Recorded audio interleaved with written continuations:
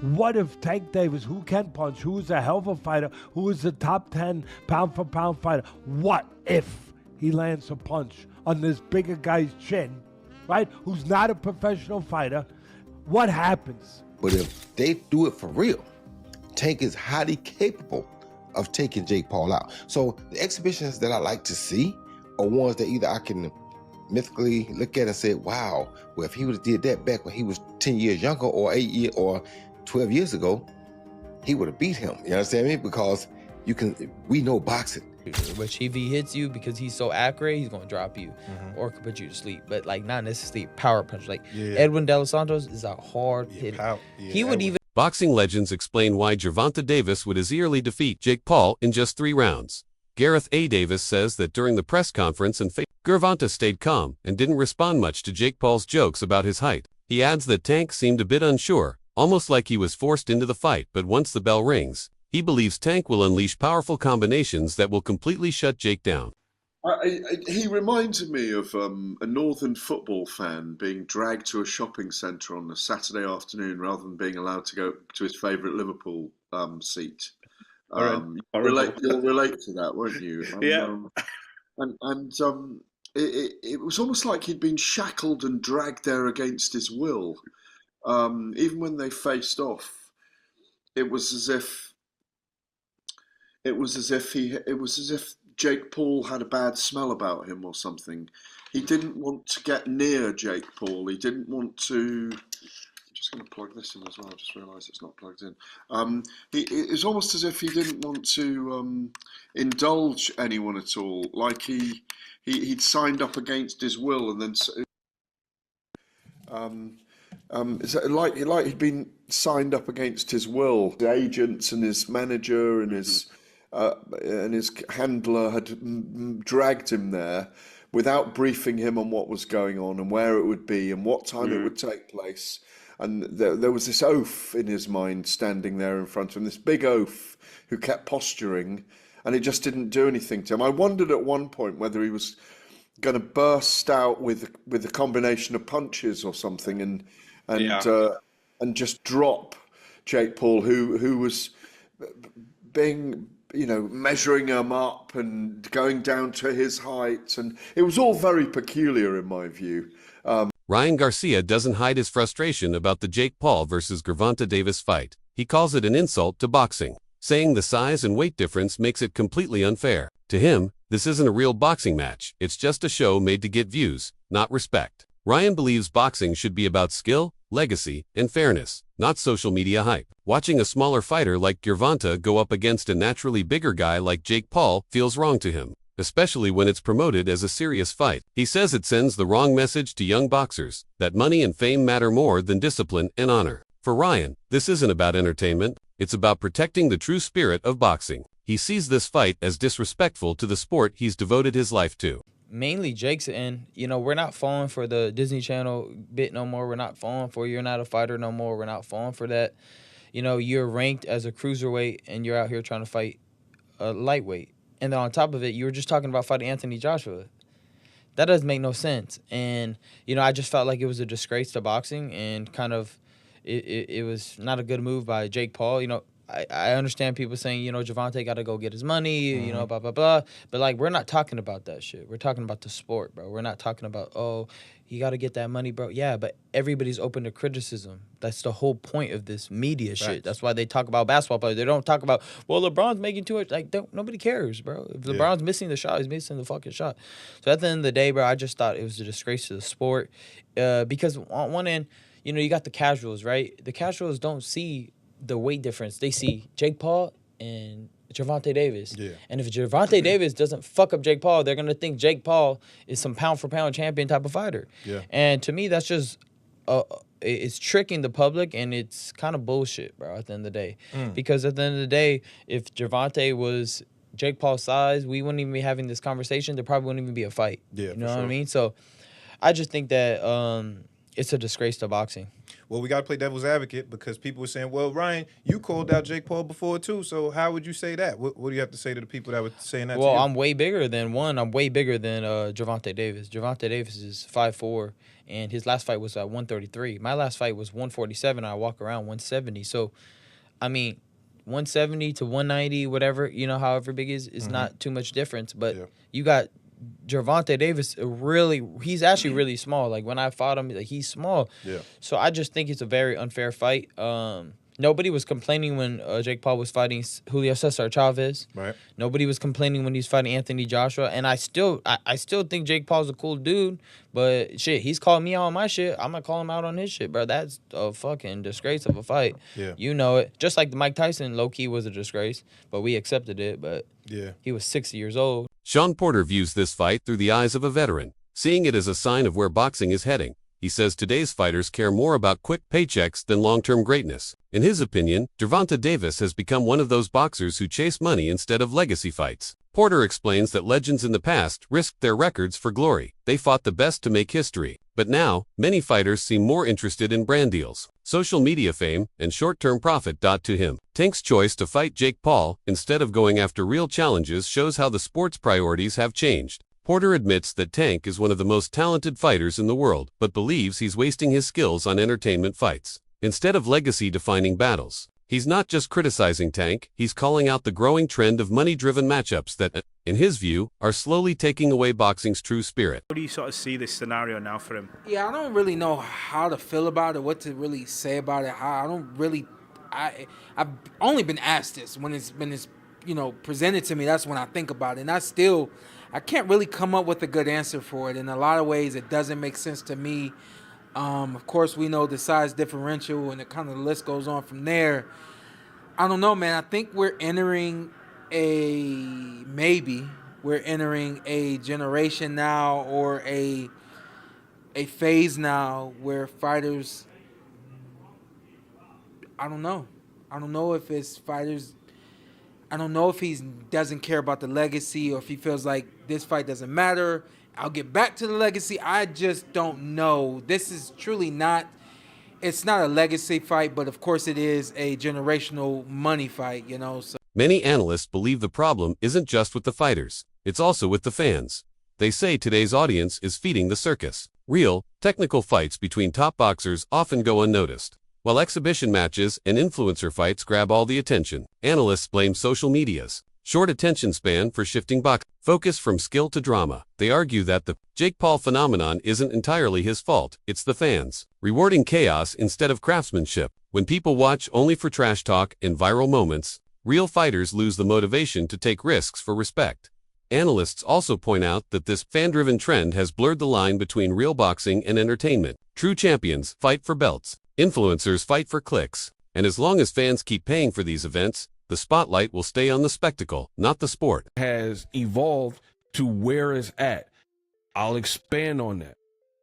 For one, you have good fights where I'm not talking about these type of fights, crossover type of fight, former Disney guy, influencer stuff. Not. And Jake Paul has really promoted himself and acquitted himself to the point where he's kind of a boxer. Now, he hasn't fought the top names. I get it, blah, blah, blah. But he's doing his thing. He's training like a boxer. He's not like taking it lightly, like streaming and then working on his YouTube more than he's working on his boxing. It is what it is, right? But beyond that, let's keep it going.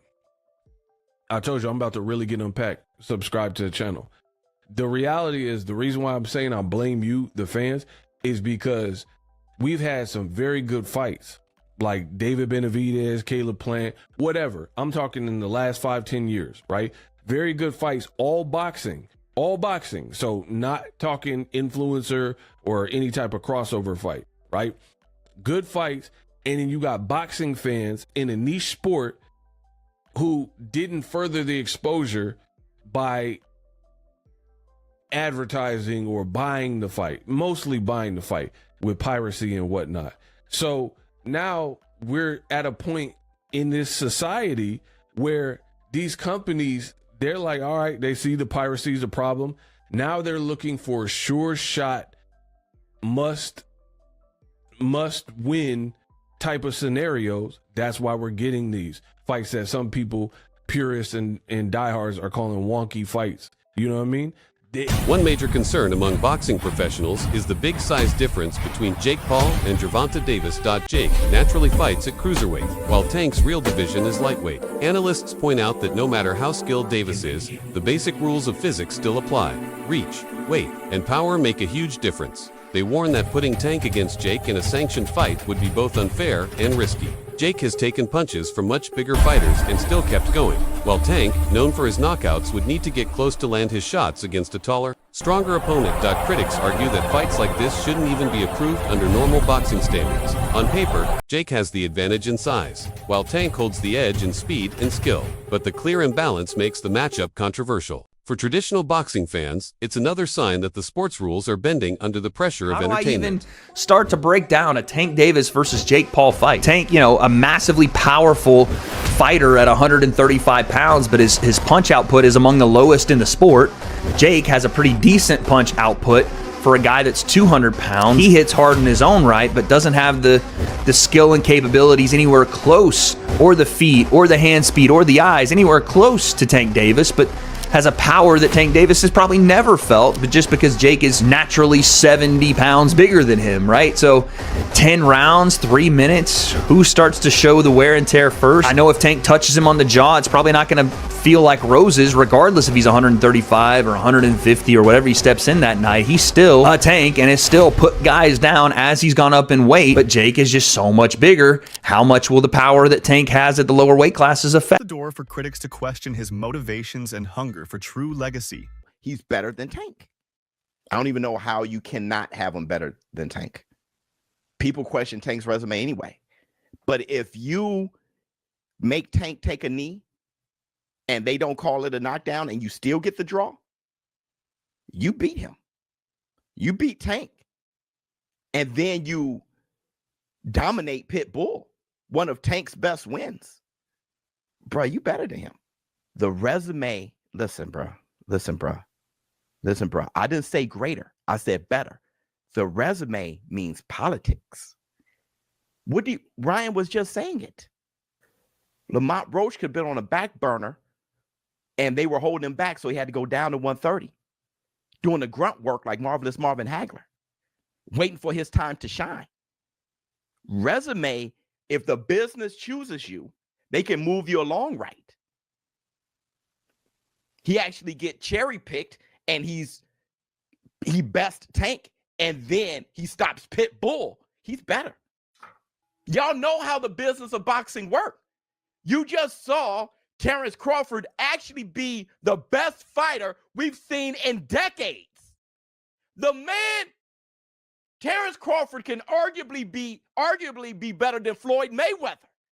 Y'all saw the business shit him for all of his career, practically all of his career. And you see that he's better than Nello? What a surprise.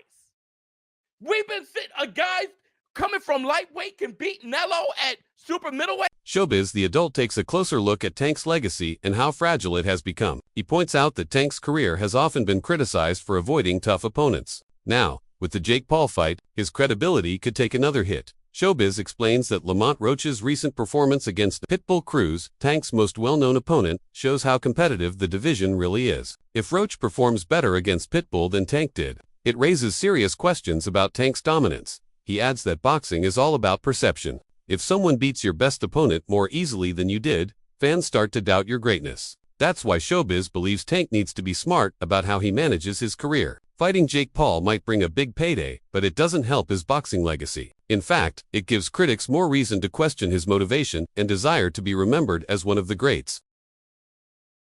If he did, even if this whole Jake situation was in the way, holler at me. Tell me you want to fight Jake. Tell me you got a bag coming up. All right, boom. Like, go do it's a way to handle that. We have a contract. You cannot breach a contract and think shit just gonna be sweet. You can't. You can't do that. Right. We have a contract. So it's not like this wasn't supposed to happen or whatever the case may be. He just went and took the Jake route. we had a signed contract to fight.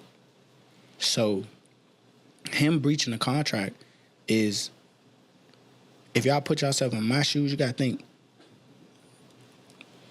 I'm looking forward to fighting and getting paid. I'm looking forward to fighting and winning so I could be two-time world champ. Me. I'm in training for a fight to be a champion in another weight class and for me to be crowned champion twice in my career. And this just go and then end up announcing another fight. Put yourself in my shoes. Did you find out just like the rest of us did? Kinda. So I was on the fence because they didn't announce. They was like, all right, we're going to announce. All right, we're going to announce. All right, they're going to announce. Every week. All right, we're going to announce the fight. We're going to announce the fight. I'm like, all right. Lamont Roach adds another layer to the controversy by exposing the business issues happening behind the scenes. He says Tank was supposed to have a rematch, likely against a top contender, as part of his contract. But instead, Tank chose to fight Jake Paul for the big payday. According to Roach, this decision shows that Tank's priorities have changed. It's no longer about proving himself in the ring, it's about chasing easy money. He stresses that true fighters honor their contracts and keep their word because the integrity of boxing depends on it. Roach admits that Tank is extremely skilled and has a killer instinct, but this move raises questions about his discipline. Many fans feel disappointed because the rematch could have been Tank's chance to silence his critics and prove his dominance once again. Cannot get knockouts. I agree. He can punch, but there's a lot of limited knockout artists, though, man. He's one of the least active punchers in the game with the highest knockout percentage of current heavyweight. But if he was a real knockout artist, if he was a real knockout artist, prop him up against the best of the best. Felix Trinidad was a knockout artist. He was knocking out the best of the best. If you're a real knockout artist, prop him up against the best and show us how he smokes them. But the way we did when Felix Trinidad was doing it. You know? The way they did it when Mike Tyson was doing it in his prime. Say what you want about the Mike Tyson era. He knocked out everyone from 1986 to 1989. Everyone got knocked out. Everyone. Well, by your standard, you could say that Tyson was, to a degree, manufactured. No, because he fought everyone that was there. Everyone that was there at that time fought. Teddy Ellis will 100% agree with this. With the expense of Witherspoon. That were afraid of him. With the exception of Witherspoon. No, but they all, doesn't matter. He knocked them all out. There was nobody you could say in that era except maybe Witherspoon, who had contract issues with King at the time. Except for Witherspoon, there is nobody Tyson didn't fight in that era. He knocked. Max Kellerman brings balance to the discussion by recognizing Jake Paul's influence on the business side of boxing. He says there's no modern fighter who sells tickets or creates buzz like Jake does. That's why so many professionals accept his fight offers, not because they respect his skill, but because they can't compete with his reach and popularity. According to Kellerman, Jake has become boxing's biggest marketing machine, and even established champions want a piece of his spotlight. Kellerman and Paulie Malignaggi also discuss whether Tank's knockout power will still be effective against a bigger opponent. They agree that Tank's explosiveness is world-class, but they question whether he can handle the size difference in the ring. I ain't even gonna call it a fight, because it ain't. If Jake Paul's involved in it, it's a great acting job. You know Mike Tyson could have just knocked Jake Paul's face into the canvas, but he got paid to pull punches, otherwise he wouldn't have got paid. I'm pretty sure the same is going for Gervonta Davis. It's a quick money grab. Yeah, most of y'all gonna be suckers who tune in. It's this quick money grab. That's all I'm saying. Ain't gonna be no fight. I don't give a fuck how big Jake Paul is. He can't take one of them little mother tank punches. Yeah, tank move furniture. Move furniture. Catch that motherfucking move furniture. And Jake don't like his furniture move, so he gonna pay him not to hit him again. If you really want to show out Gervonta, sign a contract that you ain't gonna hit him, because if you hit him, you lose all the money. And then whoop that motherfucker's ass, put him to